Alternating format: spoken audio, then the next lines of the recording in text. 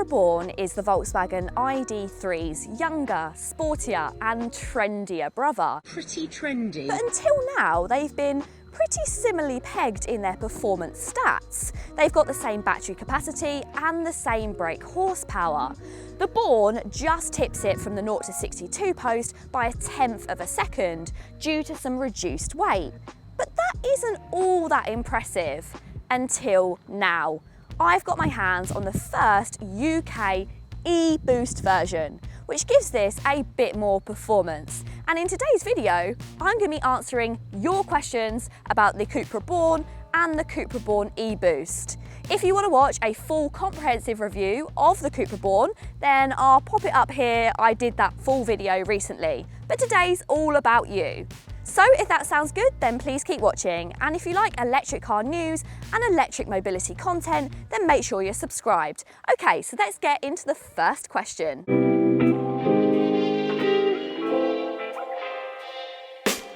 The first question comes from Instagram, and it's a really good place to start. They've asked, what's the difference between the ID.3 and the Born other than cosmetically? Well, there's actually a fair amount. This has been set up to be a far sportier car. For a starter, it sits lower, 15mm at the front and 10mm at the back.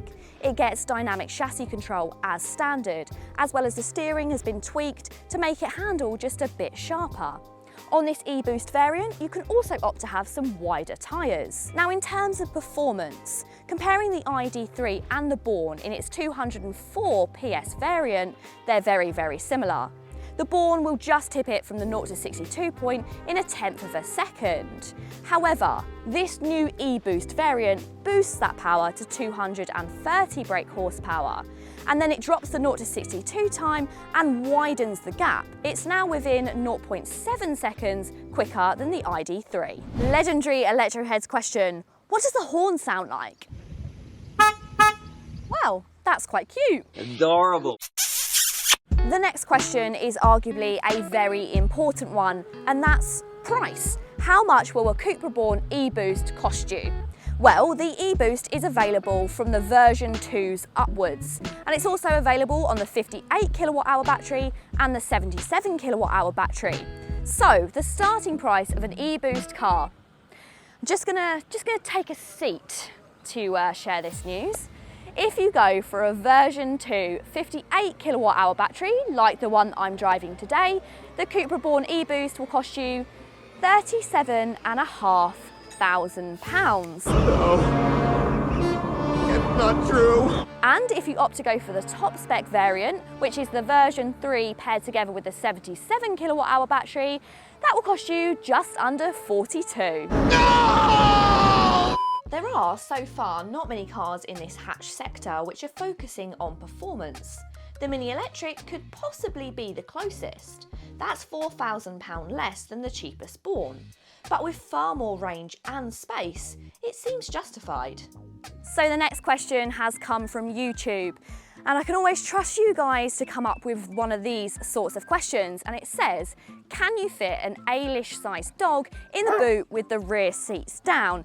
Now, I don't actually have any Eilis-sized dogs available, so you're gonna have to deal with a Tish-sized dog. I can't believe I'm gonna do this for you guys, but I'm gonna get in the boot. Now, the boot is actually pretty impressive. It's 385 litres, which is far bigger than the Honda E or the Fiat 500e, and it's actually quite a lot bigger than the Vauxhall Corsa E and also the Peugeot 208e.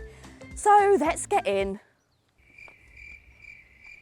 And then I'll just time that. What the hell? Who edited that?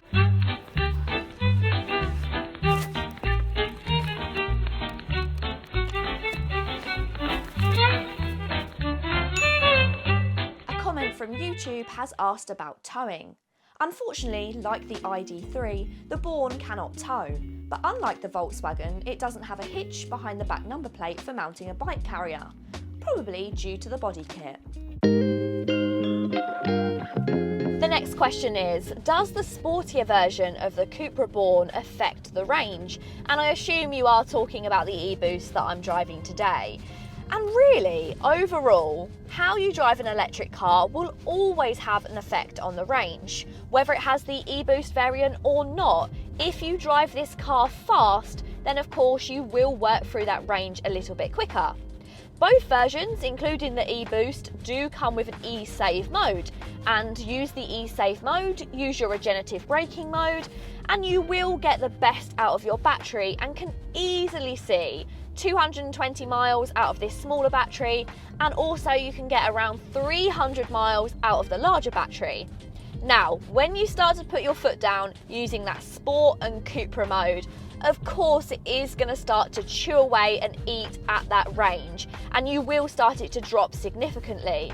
But I don't think that has much to do with the e-Boost. Yes, okay, with this quicker car and that 30 seconds of extra boost of power, it definitely eggs you on to do it more often. But ultimately, either car, if you drive them exactly the same, will perform the same in how they hold their range. A very popular question is, of course, the controversial infotainment system. Can you learn to live with it? I think over time, things like touchscreen controls are very easy to get used to.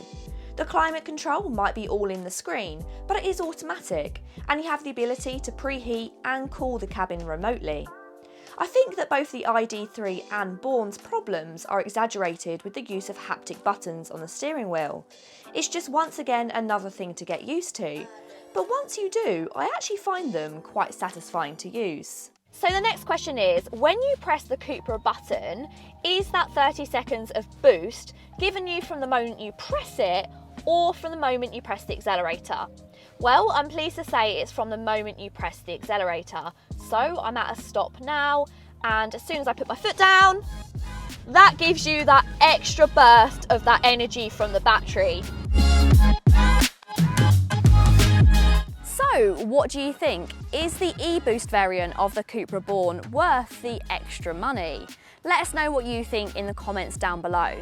Thank you so much to everybody that submitted questions. We love doing these types of videos, and we cover things that we wouldn't usually do if we did a standard review. So hopefully we can do even more videos like this if you've enjoyed it.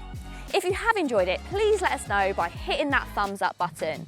And of course, if you don't want to miss electric car news, content and mobility news, then please make sure you subscribe to Electroheads. Until next time guys, see you later.